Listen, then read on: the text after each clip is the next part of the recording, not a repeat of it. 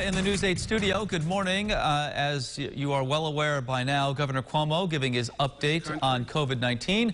The governor back in Albany today, and we take you there now. Today is day 94 of the COVID pandemic. It's day 9 of the situation that we're dealing with the killing of Mr. Floyd. And it's the first time that we've spoken about these two situations that we're dealing with now at the same time. And I think at this moment of confusion and unrest, the smartest thing is to take a step back and let's gain a little perspective. And let's just talk as people about this situation.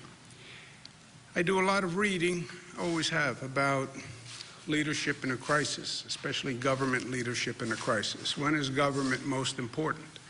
It's most important at a time of crisis, day in and day out. It does what it does, sometimes better, sometimes worse. But when it really matters is in the middle of a crisis. Now, it depends on what type of crisis we have. Some crises government can take care of on its own. Some crises I can take care of on my own, operational crises, internal crises. But the really difficult ones are the social crisis, where it's not really about government. It's really about society, and it's really about people.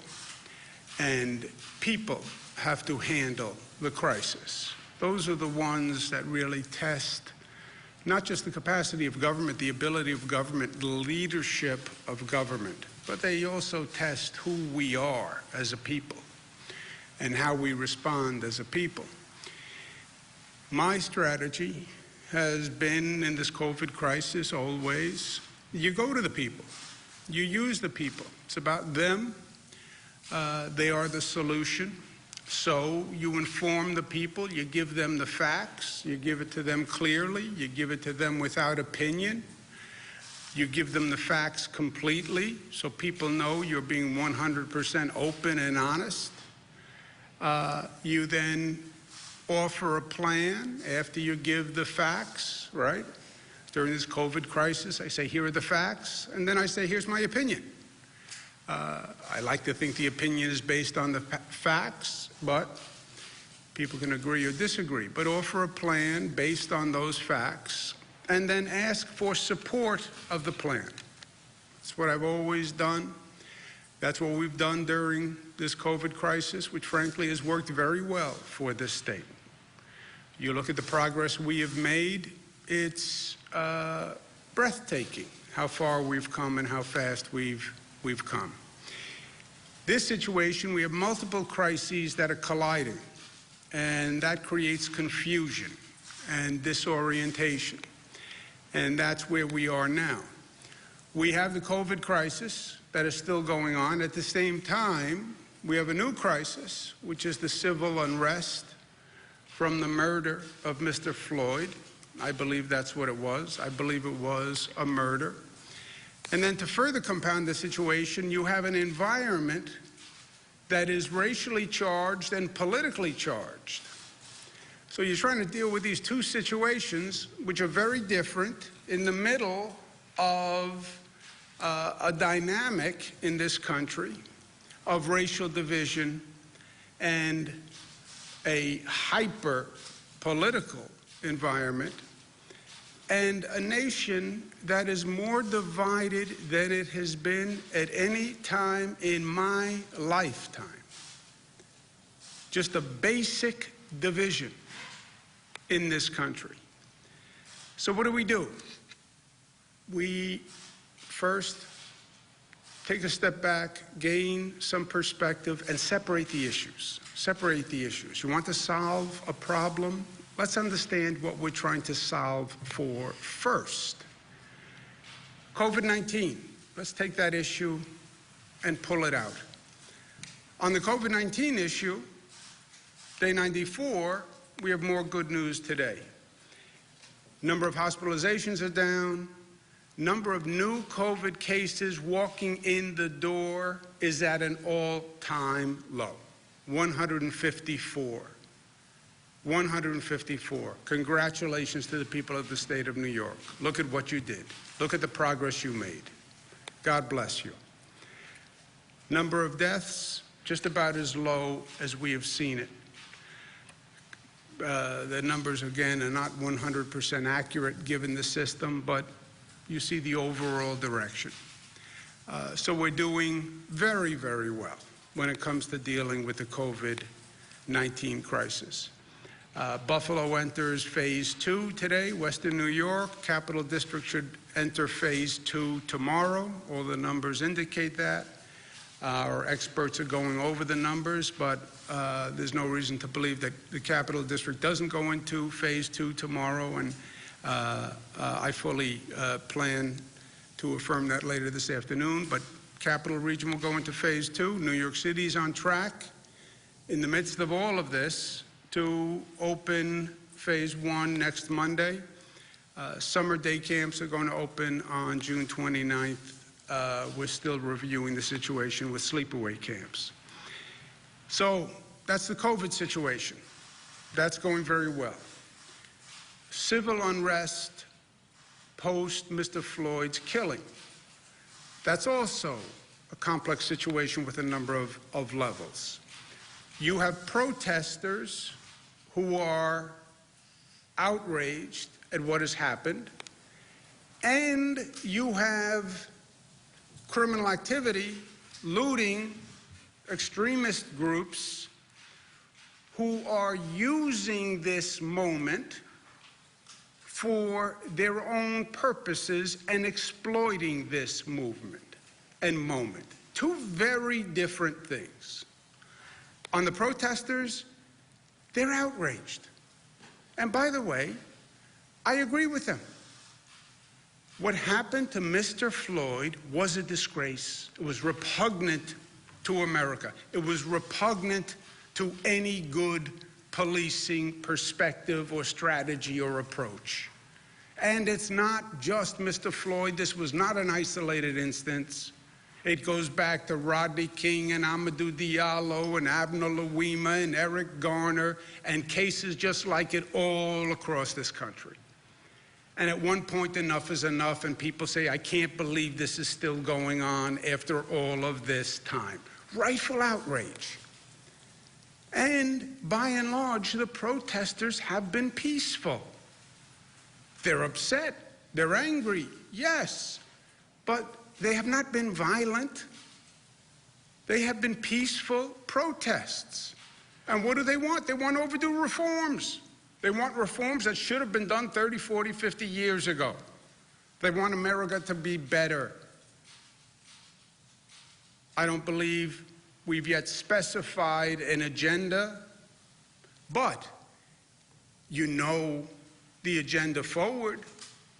You know what we should learn from Mr. Floyd's murder. So he did not die in vain. You need independent investigations of police abuse. You need discovery of records of police who are being investigated. How do you still allow chokeholds in the United States of America? Why can't you have a national standard of what is excessive force? And I think the justice agenda should even go forward, because it's not just about police abuse. There's injustice in housing, there's injustice in health care, there's injustice in unemployment, there's injustice in income distribution, there's injustice in education.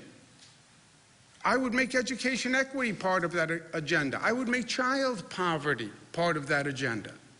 And I wouldn't wait for next year. I think that Congress should pass those laws now.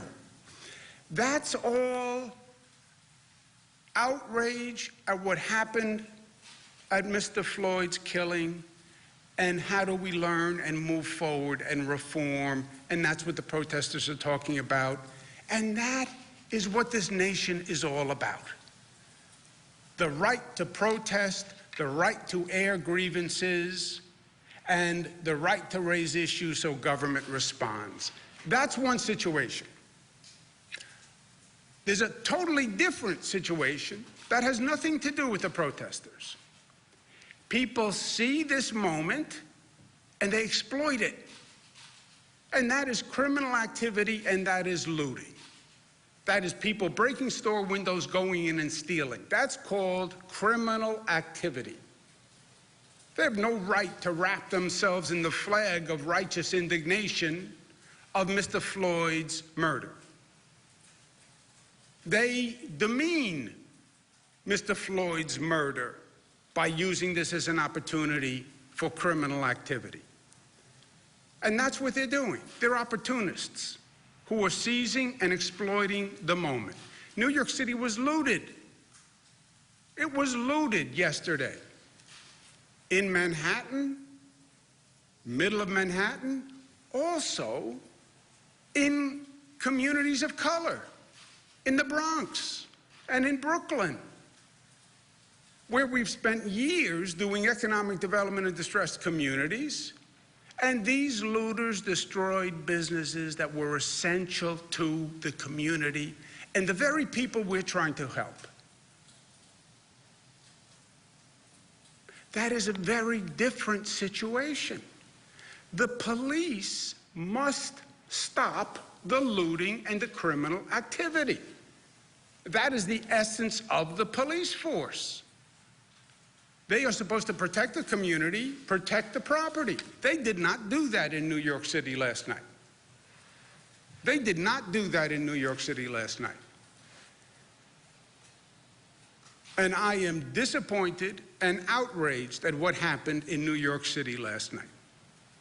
Those looters, that criminal activity hurt everyone. In the communities of the protesters, which are the communities that tend to be the poorest communities in New York City. And the police in New York City were not effective at doing their job last night, period. They have to do a better job. But separate the protesters from the looting. They are two very different situations with two very different responses, two very different motivations. They're different people, different issues. There is no comparison between those two. The looting, the criminal activity, must be stopped immediately.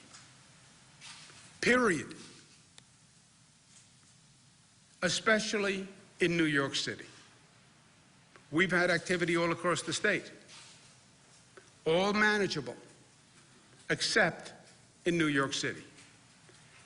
Now, from the state's point of view, I have offered all the mayors of the cities support, state police support, or National Guard, or both. We have 13,000 National Guard who are on standby, who can be deployed. We have the state police mobilized all across the state. They can be deployed anywhere in the state. State police are working with many cities in upstate New York. New York City has said they don't want or need the National Guard, which would be a large-scale support network that we could bring to New York City. Most cities have enacted a curfew. The purpose of their curfew is to help the police deal with the looters. The curfew is not about the protesters. As I said, most of the protesters have been peaceful. They have been nonviolent. The curfew is not to harass protesters, is not to harass law-abiding citizens. The curfews are designed to help the police deal with the looters. New York City had a curfew last night. Obviously, it wasn't enough to help deal with the looters. The other cities also have curfews, different times, different durations, all set locally by the mayors across the state. But what's happening in this environment, with all the politics, with all the anger and rage, all these issues are getting blurred. COVID-19 is one issue. The outrage over Mr. Floyd's murder is another issue. The protesters are one issue. Looters are a totally different issue. We can't blur the line between these problems. Otherwise, you wind up solving nothing because one is blurring into the other. The protesters are separate from the looters. We have this hyper-political moment. We're in the middle of an election season, so everybody's playing politics. And a lot of people want to say, the looters are the protesters. They're one. They're all criminals. No, they're not. No, they're not. It's because you don't want to address the Mr. Floyd murder. So it's convenient to say they're all looters. They're not all looters. They're Americans who are outraged at what happened to Mr. Floyd. That's who they are. There's racial tension in this country. Suggestion, well, the protests are about African Americans who are upset. Yeah, African Americans are upset. But you know what? A lot of white people are upset. I'm white, and I'm upset. You look at those videos of the protests in Washington, D.C. Those are young, white faces, predominantly. This is not a racial issue in that only African Americans are upset. This is anyone who saw that video is upset. Anyone. Don't make this a racial issue, and don't make it a political issue. And don't blur the lines for your political purposes.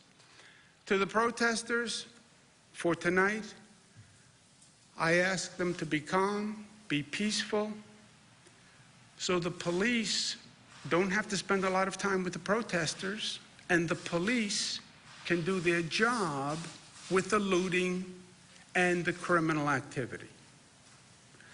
I also remind the protesters that their point is very important, and their outrage is justified. But keep in mind, during this moment, when you're going out to protest, we're still in the middle of the COVID pandemic. We're just reopening Western New York. We're just reopening the Capital District. We're going to reopen New York City this coming Monday. Yes, protest, yes, express your outrage, but be responsible, because the last thing we want to do